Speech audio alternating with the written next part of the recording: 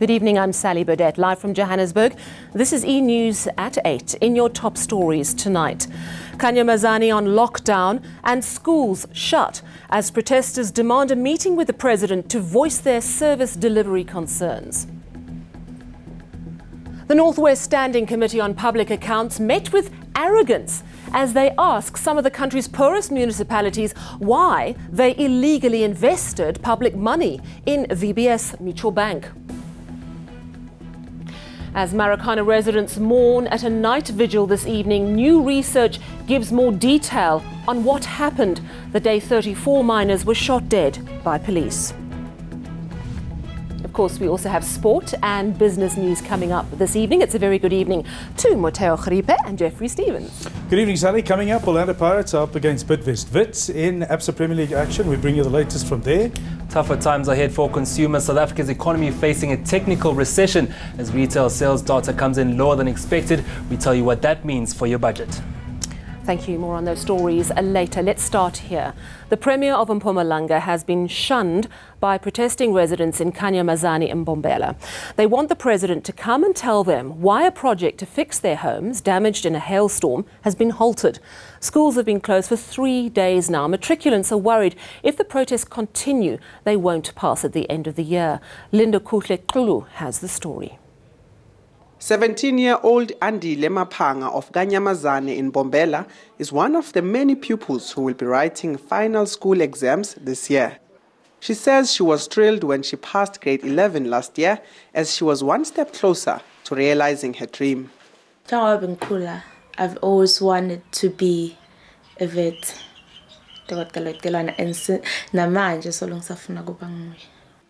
Mapanga says she's pleased with her academic performance so far this year, but it seems her preparation for the trial and final exams won't go as smoothly as she anticipated. Protests have erupted in the community 1 week before her trial exam, leading to a shutdown of services in the area, including schools. Mapanga says it's been difficult studying during this mayhem.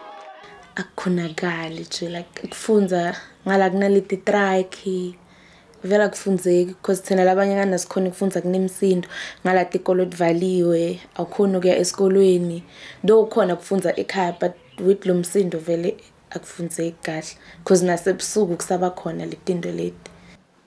Her home was one of those devastated by a hailstorm in May, and she says she understands the frustration behind the shutdown. Yeah, I support it. Do kuzivalela nasetikolweni mara lento lebayilelako Mpumalanga's premier visited the area earlier today to try and calm tensions, but residents demanded to speak with President Cyril Ramaphosa instead. The premier says she'll make a plan for pupils in the area. What we will do, we will engage with the Department of Education.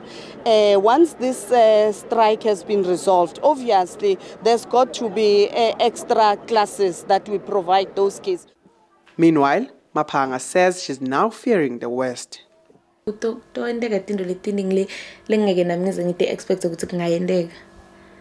Just like kufailisha. Lindokuhle Xulu, Kanyamazane in Mpumalanga. The Northwest Standing Committee on Public Accounts has had quite a day, meeting in Mahikeng. They've been listening to municipalities explain why they invested in VBS Bank, despite a warning from Treasury not to do so. Now, the committee says it's astounded by the arrogance displayed by some municipal managers when confronted over investing public money illegally. With VBS Bank now under curatorship, the millions placed in the bank by those municipalities may be lost. These particular municipal managers and the CFOs who are supposed to know all of these regulations, including the Act, display a sense of not knowing why they did all of these things and so on. But what has surprised us was the kind of arrogance that was displayed by the municipal manager in Mafikeng, which obviously we had to chase him out of this particular meeting because honorable members could not stand his kind of arrogance he's presenting here, and we certainly are telling this the Speaker and the acting Mayor who is here to go and continue with the charges at the level of the municipality, but we also are engaging MPEC to go and open a criminal case, because what has happened, in our view, is a criminal matter which was deliberately done, and clearly in terms of the qualifications of all of these managers, there is no possibility that they would not have known that they were breaking the law. To Cape Town now, and the new Hawks head, Lieutenant General Godfrey Lebeya, has faced the wrath of MPs over the slow progress of its investigations into state capture. It's Lebeya's first time answering questions in Parliament. His team of detectives has their hands full with high-profile crimes that need experienced forensic minds to make sure the suspects can be successfully prosecuted. Annika Larson reports from Parliament. General Lebeya has his work cut out for him. His Hawks team have 8 active state capture investigations on the go, all extremely complex and costing the state about 100 billion rand, from Eskom to Transnet. The types of corruption mostly commonly experienced are irregularities in procurement, which remains most prevalent form of abuse of power. We are strengthening our working relationship with stakeholders in a multidisciplinary approach. The problem is dismantling the complex architecture of state capture takes forensic expertise, and so the Hawks are having to outsource their forensic needs to special auditing firms. And it's going to take some time.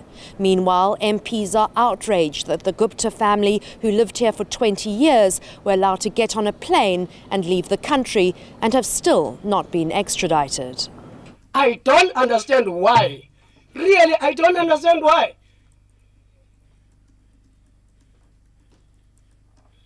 I don't understand really why.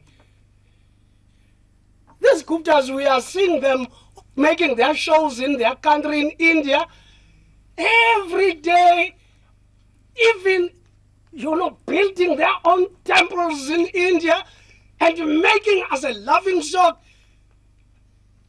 Wait, what has happened to the extradition treaty that we have with the Interpol? As for the matter of Steinhoff, South Africa's largest corporate scandal, it seems it's going to be a long time before there's any criminal prosecution, if any at all. In fact, there's no named suspect as yet.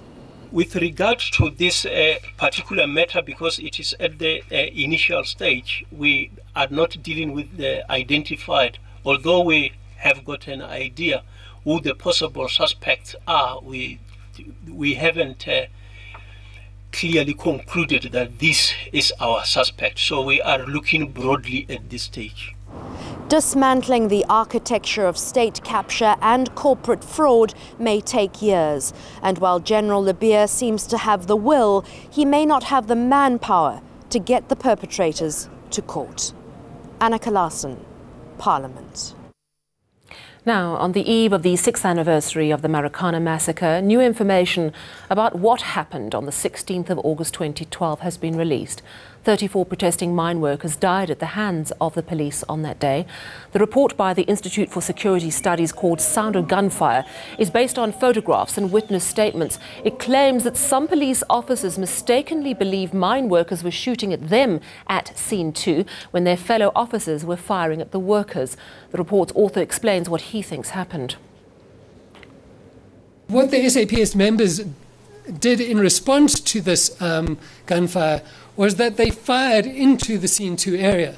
So they weren't firing back at the police on the far side of the Kopi. In response to the fire that was coming in their direction, they were firing with the intention of shooting at the strikers. Well, today, Lonmin Mine held a ceremony for those killed in the tragedy, but only family members of the 10 people killed in the lead-up to the day of the massacre attended. Tonight, a vigil is being held in Marikana, and my colleague Zikona Chona is there. Good evening to you, Zikona. Could you tell us what the mood is there on the eve of this terribly tragic anniversary? Certainly so, driving into this community, there is a sense that there is a heaviness in the air. There's a sense that people are still dealing with the tragedy that took place on the 12th of August in 2012. Just behind me in this hall, they had a meeting a short while ago where they were reflecting on the events of that day, as well as talking about how they had hoped that their lives would be better post the tragedy. So tonight they'll be holding a night vigil, and they're saying that it's important that they don't sleep tonight so that they can honor their colleagues, their brothers, the fathers of those who lost their lives on that day. I'm speaking to a mine worker shortly before speaking to you who told me that it's important that he goes out there because during those times of that protest, they did not sleep. So in memory of that and in remembrance of the 34 miners who were gunned down on that Kopi, the mine workers are saying they're going to go out in their numbers tonight, speaking to a lot of them through the streets of Marikana this evening, many of them saying they will be showing up at 12 midnight. A lot of them saying they're just going home to catch a breath after this meeting. But certainly they are there. That's where the roads are headed tonight for the people here. Thank you so much. That is Zikona Chona reporting live from Marikana, a night vigil due to be held there this evening. More sad news now, and struggle stalwart Zondeni Sobukwe has died at the age of 91.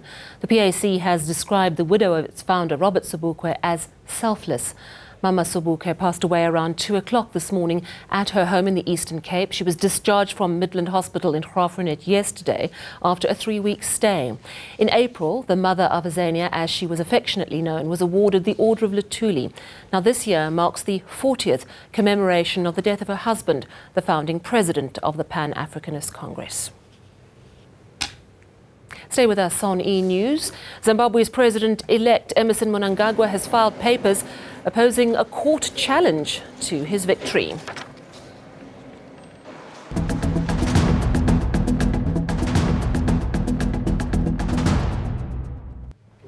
It's time now to talk money with Moteo Kharipa, and you know, it's actually a very serious issue, but we're not shopping enough. Definitely, South Africans not shopping enough, and that showed in the retail sales that came through from Stats SA. The market was expecting 2.2% in terms of retail sales, but they came in at 0.7%. Why that's bad? Well, in terms of GDP growth, we need retail sales and manufacturing as well as mining to work together in order to boost South Africa's growth. All three of them actually having marginal growth in terms of that factor. What that means is that South Africa could go into a technical recession because we could go into a second quarter of negative growth after the first quarter low growth that we saw. What that means going forward, the economy can't create jobs. We can't get any more capital into our country because we're seen as an emerging market that's slow growing, and that in effect could affect our consumers and households going forward. And I'm sure consumers really are feeling the pinch with the fuel price going up. Let's have a look at the markets. How did they do today? Well, the markets were in a spot of bother today. The oil share was down as well as industrials down. Naspa's down more than 10% today, as its short stack in 10 cents was also down today. And that saw industrials also go down today, with the financials being hit by that weaker rand. And in this JSE2, in terms of commodity shares, what we saw in terms of the jobs being let go by Goldfields, we saw gold go down more than 7%, close to 8% down today. And platinum also in terms of share growth down more than 4%. And resources as a whole closing off that bloodbath. In commodity prices, platinum price hitting the lowest in 10 years at $773 per ounce there, with gold also down as well, close to 1%, with Brent crude keeping down at $70.95 a barrel. And in currencies, well, we saw the rand stage a fight back yesterday, but after Moody's told us that we're not doing enough to spur on our economy, and with the Reserve Bank saying it's going to take a long time to get South Africa's economy going, we saw the rand down today at 14 Rand 52 against the greenback, at 16 Rand 47 against the euro, and much weaker against the pound at 18 Rand 43. And at the back of that, we can see how the market is reacting to even slower economy. I think I need a nice soothing cup of tea after all that bad news. Very depressing. Yeah. It really, really is. But thank you anyway for that update. It's important we know where we stand financially as a country. Moteo Kharipa, thank you very much. Let's move now to international news. Zimbabwe's President-elect Emmerson Mnangagwa has filed papers opposing a court challenge to his victory. MDC Alliance leader Nelson Chamisa is asking their constitutional court to nullify the presidential election result, claiming it was rigged. This, of course, led to the postponement of Mnangagwa's inauguration, which was meant to happen last Sunday. Now, the court must make a ruling within 14 days. Let's recap our top stories. Kanyamazane on lockdown and schools shut as protesters demand a meeting with the president to voice their service delivery concerns. The North West Standing Committee on Public Accounts met with arrogance as they asked some of the country's poorest municipalities why they illegally invested public money in VBS Mutual Bank. As Marikana residents mourn at a night vigil this evening, new research gives more detail on what happened the day 34 miners were shot dead by police. And that's your news. Take care. Good night.